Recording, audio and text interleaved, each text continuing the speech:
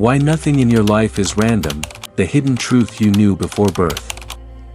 Have you ever wondered why certain painful events keep repeating in your life, almost as if they were planned?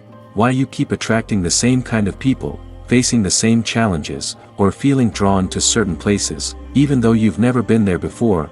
What if I told you, these are not random, that before you were born, your soul may have chosen every major relationship, every hardship, and every turning point, not as punishment, but as a roadmap for growth? In fact, many ancient traditions, especially in Buddhist and Zen philosophy, speak of something extraordinary, a blueprint written not with ink, but with karma, intention, and deep spiritual wisdom. In today's video, you'll discover the hidden architecture behind your life.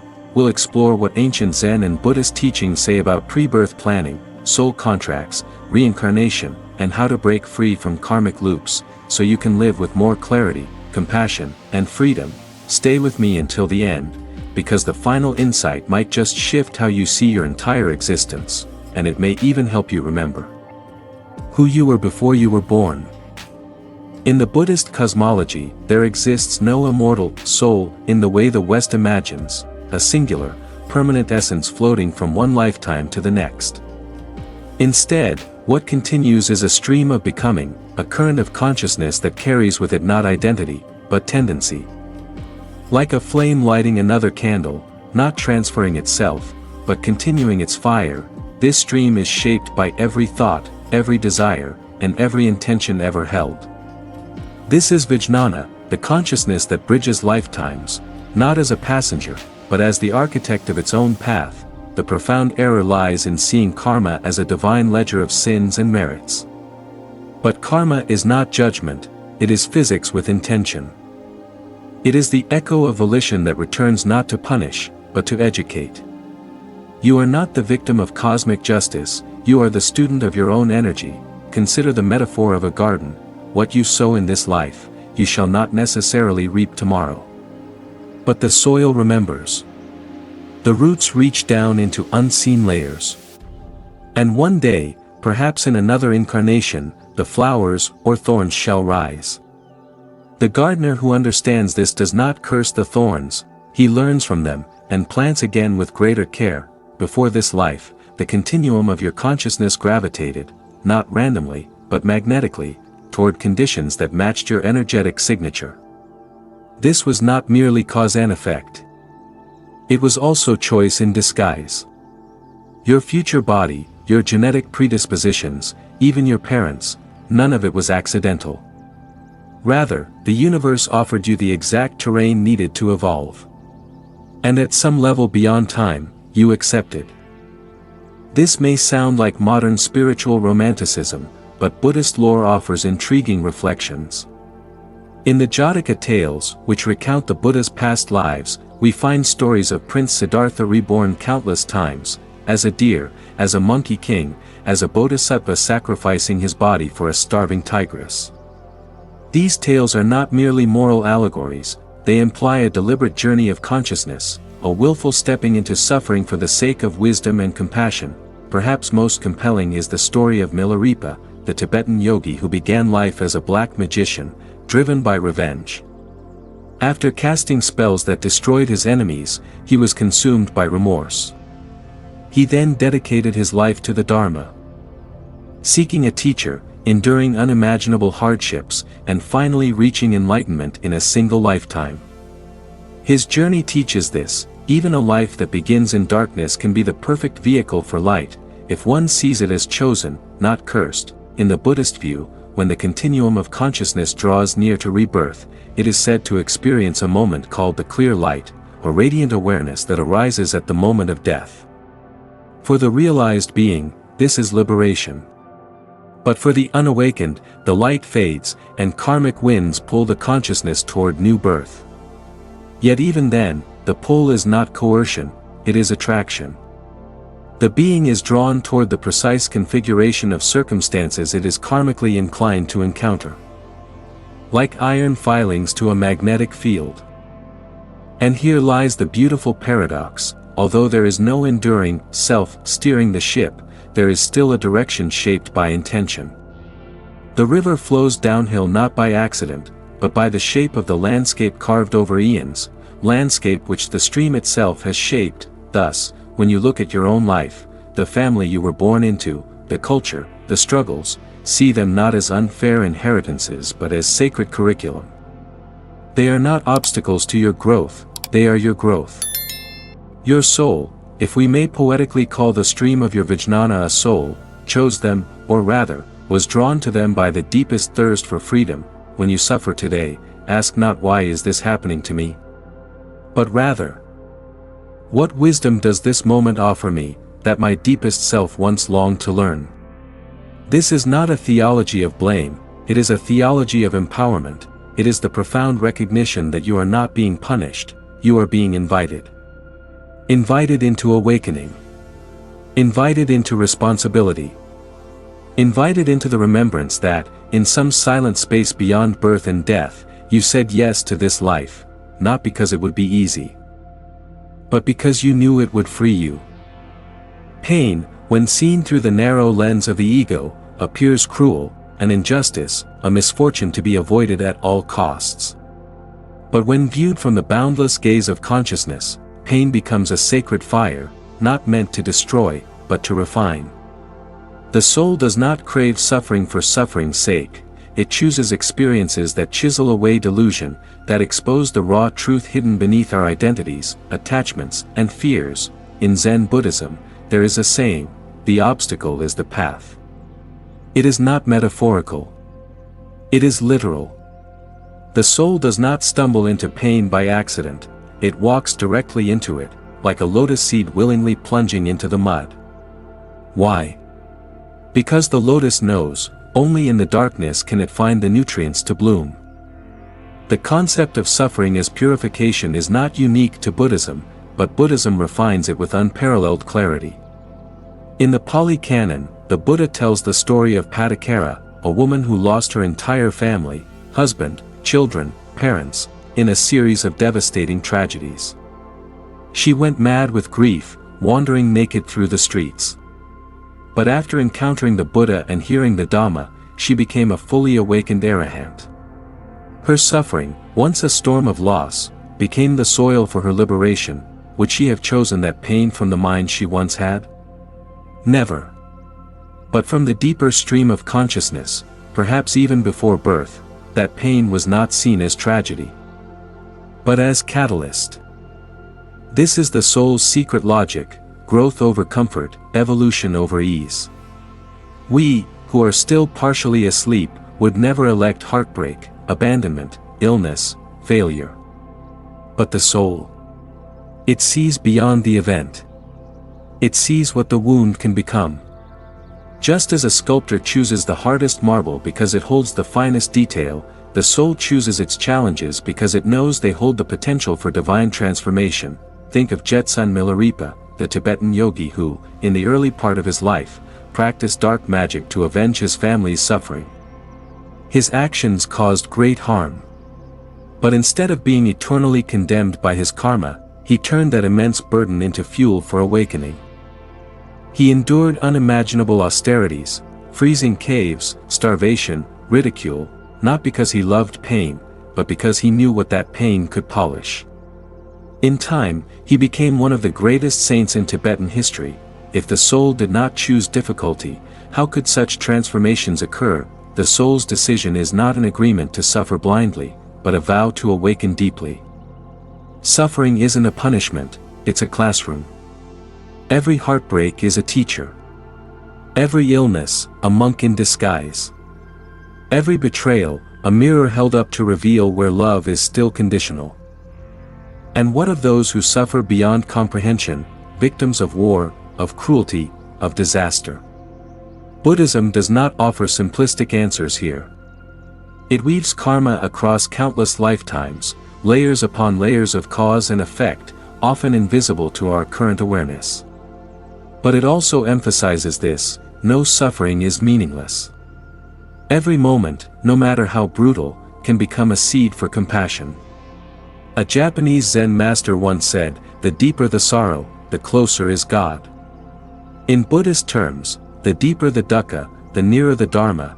the Bodhisattvas, who vow to delay their own final liberation until all beings are free, do not avoid pain, they choose to return to it. They descend into samsara again and again. Not out of duty, but out of a love so vast it cannot rest while others still suffer. They are the embodiment of awakened suffering, pain transformed into service. Could it be, then, that your soul carries a bodhisattva spark? Could it be that your trials, your losses, your silent tears, are not signs of abandonment, but proof that your path is real? The soul does not make its choices based on fear or comfort. It chooses the path that leads, eventually, to freedom. Not freedom from suffering, but freedom through it, and once you understand this, even your pain begins to shimmer with meaning, not because it is pleasant, but because it is sacred. The tapestry of existence is not woven with random threads. Beneath the surface of everyday life, behind the seeming chaos of who we meet and what we endure, lies an intricate pattern, one that many mystics and advanced meditators glimpse only in moments of rare clarity. It is the soul's architecture. A design not dictated by fate, but formed by the precise interplay between karma, choice, and conscious evolution. In modern metaphysics, this is called the soul contract, a sacred agreement made between souls before incarnation, establishing not just what will happen, but why. While this terminology is not found in the Pali Canon or the Mahayana Sutras, the essence resonates profoundly with Buddhist insight. We meet who we meet because we must. Because we've already met. Because karma remembers what we've forgotten. In Buddhist psychology, the concept of karmic entanglement suggests that the people in your life are not incidental. Your mother is not just your mother. Your enemy is not just your enemy. Each is a karmic echo, drawn to you like a shadow by the momentum of past intentions. Some return to repay a debt. Others to collect one. And a few, rare and luminous, return out of love deeper than memory, to walk beside you until both of you awaken. But here is where the Buddhist path diverges from determinism. Karma is not a prison. It is a continuum of choice, a system that bends as you bend, that loosens its grip when you wake up to its mechanics. Think of karma not as punishment, but as an invitation to rewrite your own story, one mindful moment at a time. Consider the life of Angulimala, a murderer so feared that his name alone brought terror across ancient India. He was prophesied at birth to become a killer, and he fulfilled that prophecy with horrifying precision. But upon meeting the Buddha, something cracked open. With a single teaching, he dropped his weapons, shaved his head, and became a monk. His karma was fierce, yet not fixed. Through the alchemy of insight and compassion, he transformed his entire soul trajectory. If karma were rigid, Angulimala would have been lost forever. This teaches us something revolutionary. A soul blueprint is not a cage. It's a compass. It offers direction, not destination. You are not bound to your past lives. You are not chained to your pain. You are a co-architect of your own liberation. Still, some relationships are written in bolder ink. There are people we meet and feel instantly, they've been here before. Perhaps a child looks into your eyes with an ancient calm. Perhaps a stranger speaks a single sentence that changes your entire path. These are karmic rendezvous, pre-birth alignments where two souls said, when we meet again, remind me of who I am. The soul doesn't choose comfort in these contracts. It chooses growth. Even if that growth arrives in the form of heartbreak, betrayal, abandonment, or silence. It is sometimes the silence that teaches the loudest truth, that your worth was never tied to anyone else's recognition. There's a Zen proverb that says, when the student is ready, the teacher appears. But what it doesn't say is this: sometimes, the teacher appears as a parent who abandons you, a partner who cheats, a friend who betrays. Their lesson may not be in their words, but in the fire they light within you. And the fire, when met with awareness, becomes illumination. Let us not confuse this with passive acceptance. Buddhism is not an endorsement of suffering, it is a mirror that asks, what will you do with what has happened? Your soul blueprint may include a difficult childhood, a health challenge, a devastating loss. But the ink is still wet. Each breath, each choice, is a pen in your hand. In the Tibetan tradition, there's a belief in Bardo intentions, choices made in the space between death and rebirth. In those liminal moments, the soul sees its previous life in full clarity, unclouded by ego or fear. And from that high place of wisdom, it selects the next life not out of craving, but out of compassionate alignment with what it still needs to learn. What if the people you resist the most were once your closest allies in the Bardo? What if they agreed to play the villain, so you could discover the hero within yourself? This is not about excusing harmful behavior. Buddhism calls for accountability, for the courage to end cycles of violence and abuse. But it also calls for perspective, the ability to see pain as part of a larger evolutionary picture. You are not here by accident. You are not in the wrong body, the wrong time, the wrong family. Your soul chose this. And not in punishment, but in partnership with the universe's deepest intelligence. You are the author, the actor, and the witness, and the more conscious you become, the more the blueprint unfolds, not as a fixed script, but as a living mandala, a work of art written in the ink of your choices, colored by your awareness, and shaped by your devotion to becoming whole. Picture the cosmos not as a wheel of suffering to be dreaded, but as an immense academy of the soul, a sacred university where each lifetime is a course custom designed for your evolution. You are not a prisoner in this cycle. You are a student, and your syllabus is written in karma, guided by wisdom, and revised by every act of awareness. Reincarnation, then, is not a cosmic sentence, it is a curriculum. A soul might repeat the same class not because it is damned, but because it has not yet mastered the lesson. And just like any great school, the universe is patient. It does not shame you for stumbling. It simply offers you the same lesson in a new form, a new face, a new circumstance, until insight dawns like sunrise over fog. In this spiritual academy, no soul is greater or lesser. A monk in robes may be on the same karmic level as a mother raising a child in a slum. A billionaire may be taking a remedial course in generosity, while a homeless person may be finalizing a PhD in detachment.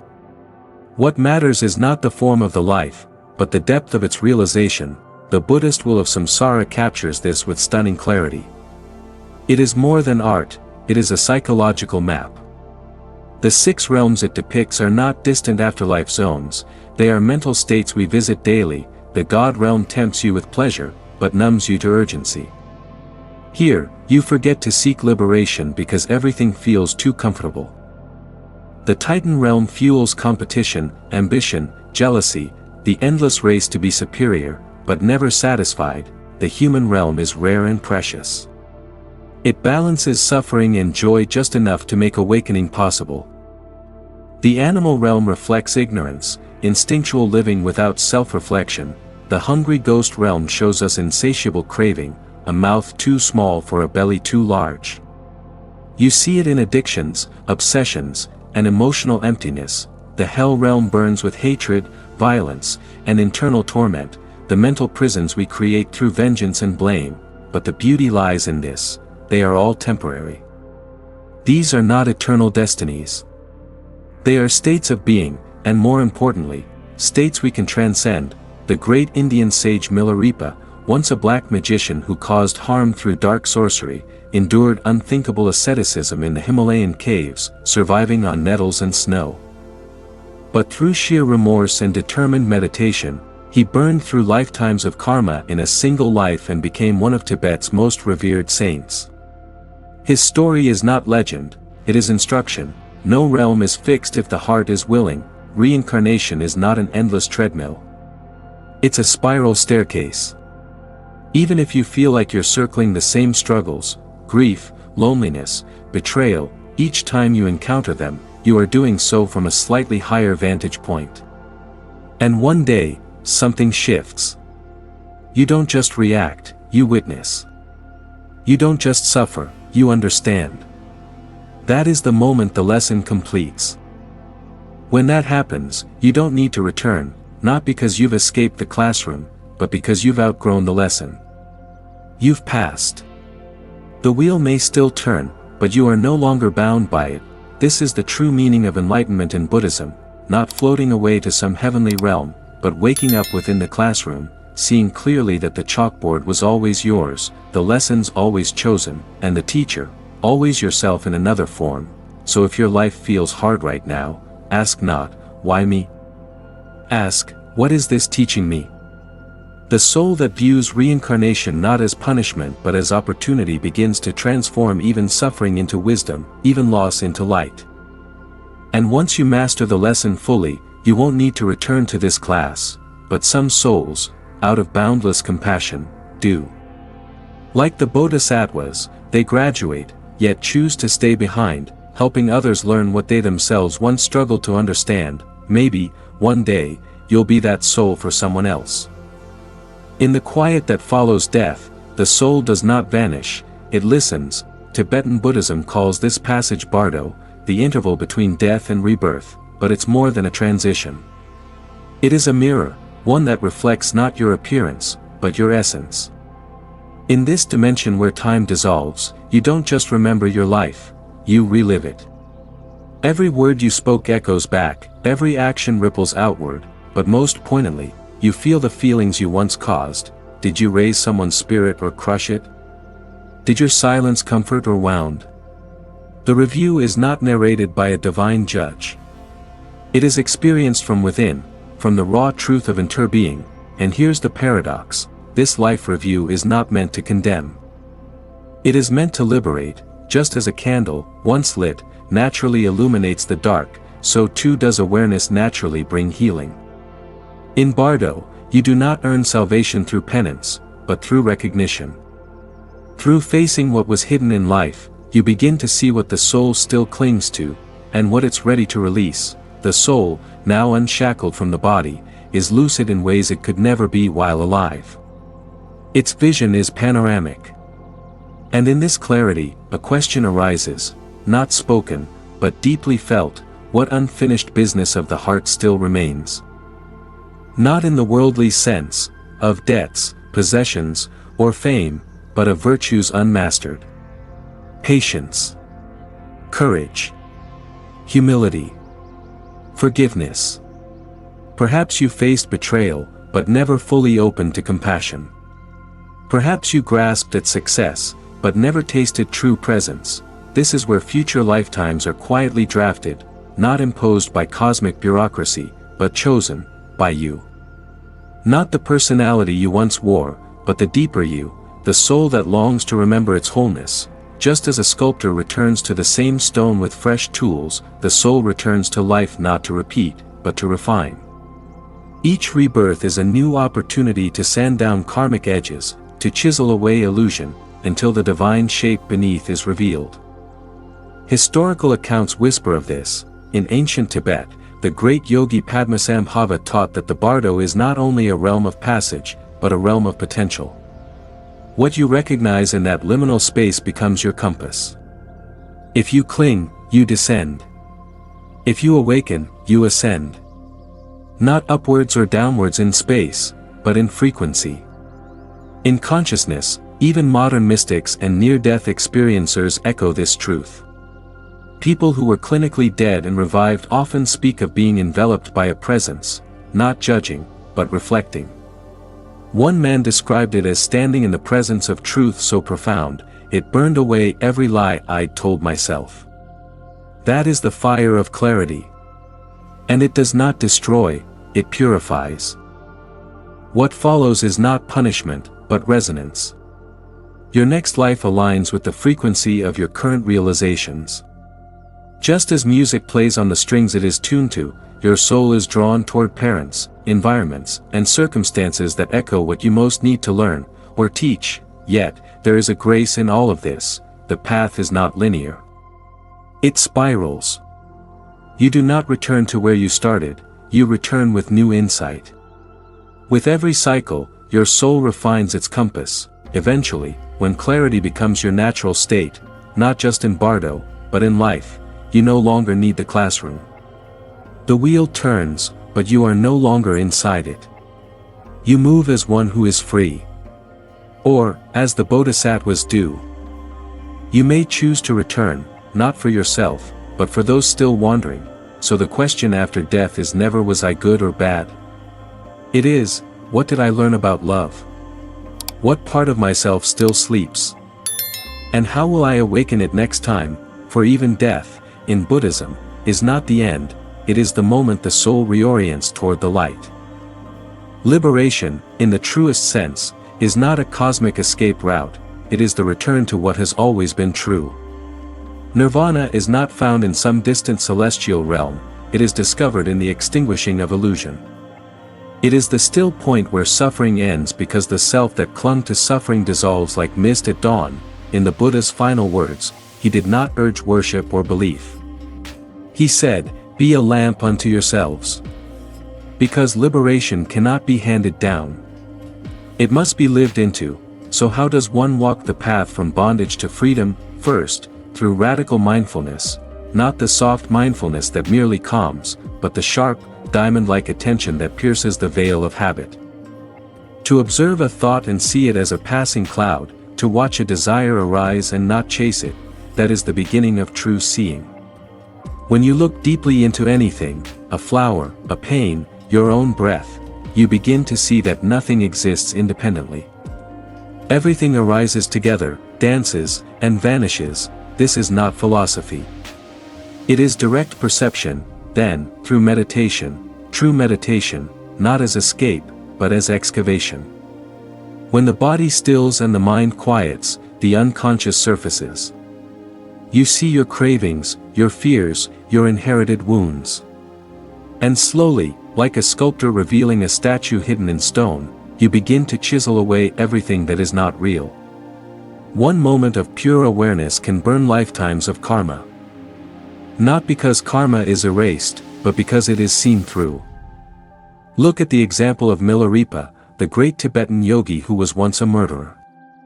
After years of meditation in caves, he reached enlightenment. He did not run from his past. He transformed it. His very suffering became the path.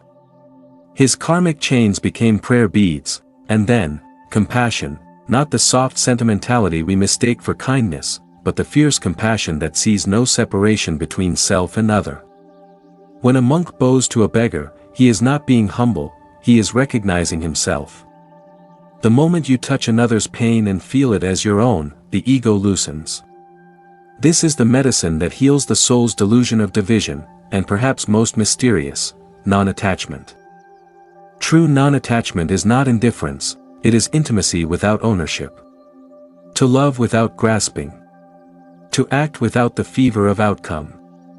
As the lotus grows in muddy water yet remains unstained, so does the awakened one live in the world without being of it. When you let go of trying to control life, you finally become one with it. These are not just practices. They are alchemy, they transmute the heavy metals of karma into gold, and when the inner transformation becomes deep enough, the cycle of rebirth doesn't just end, it becomes irrelevant. Like a dream you no longer believe in even while inside it. The sage walks the earth not to escape samsara, but to serve within it, untouched. This is why the Buddha, after his enlightenment, did not vanish into bliss. He taught. He wandered dusty roads. He listened to sorrow. He sat beside the dying. He wept. And yet, he was free, as the Dhammapada so powerfully declares, as a flame blown by the wind goes out and cannot be traced, so the sage, freed from name and form, passes beyond the realm of death. To break the cycle is not to annihilate the self, it is to discover there was no fixed self to begin with, and in that realization, not only is the soul freed, it becomes a vessel of boundless peace, a mirror reflecting the truth that has no opposite, a lamp that no shadow can ever extinguish. Let me share with you a tale that transcends mere memory. It is a story etched into the silence between lifetimes. Haruki was not a teacher, not a monk, not a man of titles. He was simply a gardener in Kyoto who swept temple grounds and pruned bonsai trees with the same reverence one might offer to sacred scripture.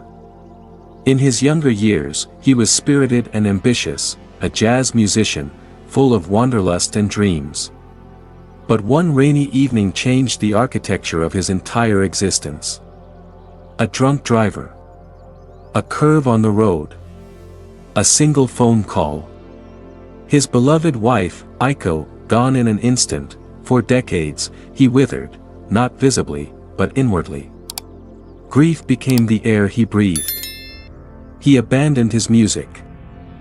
He abandoned the gods.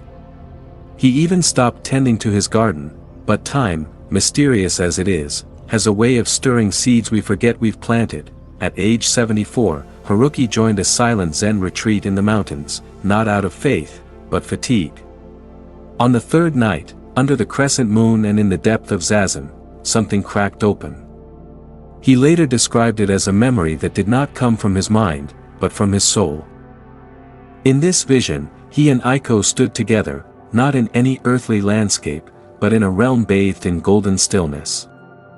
They were not bodies, but beings of light.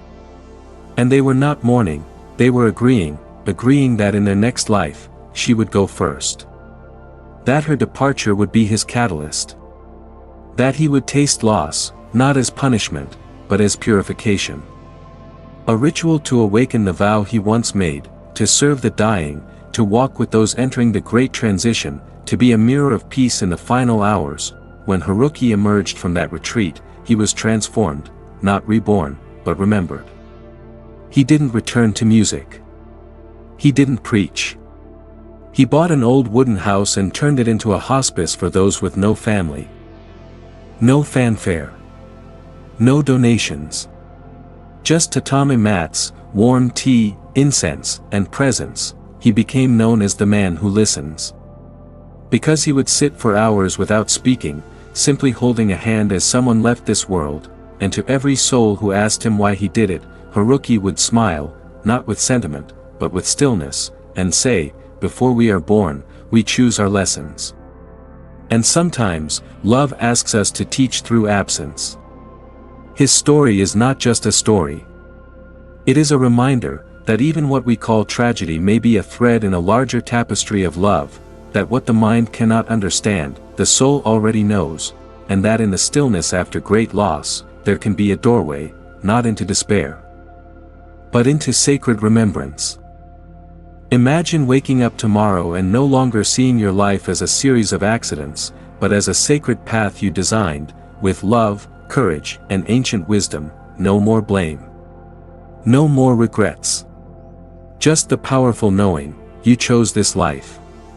And that means you can transform it, because the truth is, your soul is not here to suffer endlessly, it is here to awaken, and every challenge you face is not punishment, it's a whisper from your higher self, reminding you of what you came here to remember. So today, choose differently, choose to stop asking why me? And start asking what now? Start journaling what lesson keeps repeating, sit quietly and ask your soul, what did I come here to learn? And then, live that answer, even if it's just one step a day. That's how karma begins to shift, that's how the cycle begins to break. You are not just surviving this life, you are shaping it. Your awakening is not a matter of chance. It's a matter of choice, and that choice begins now. We are building a global community of awakened souls, people just like you, committed to walking the path of wisdom, compassion, and inner liberation. So don't walk this journey alone. Subscribe to Zen Buddhism Wisdom, like this video if it sparked something in you, comment your soul's biggest lesson. Let's support each other on this path, because your life isn't random. It's sacred. And your story? It's just beginning. You came here with purpose. Let's remember it, together.